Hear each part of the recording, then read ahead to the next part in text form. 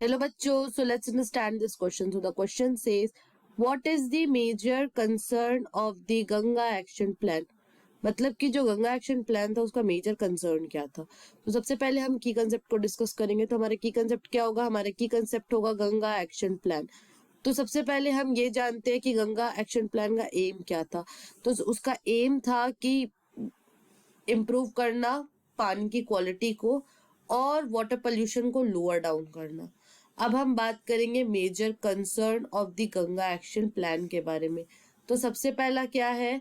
सबसे पहला है कि हमारा जो रॉ सीवेज है उसको ट्रीट करके और उसका इंटरसेक्ट करके हमें ये चेक करना कि वो कहीं ऐसा तो नहीं कि डायरेक्ट अनट्रीटेड जो सीवेज है वो गंगा नदी में डाला जा रहा है। ठीक है, तो सिर्फ ट्रीटेड सीवेज जो है वही आपका गंगा रिवर में डलना चाहिए ताकि कम से कम पॉल्यूशन हो।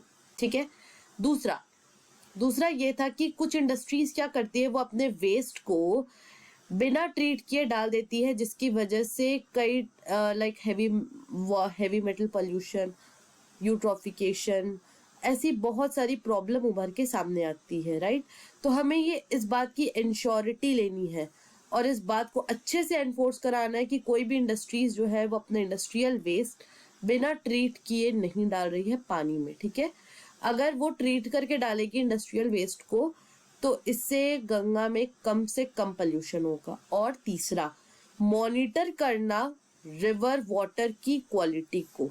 सो I hope you have understood this question well. Thank you and best of luck.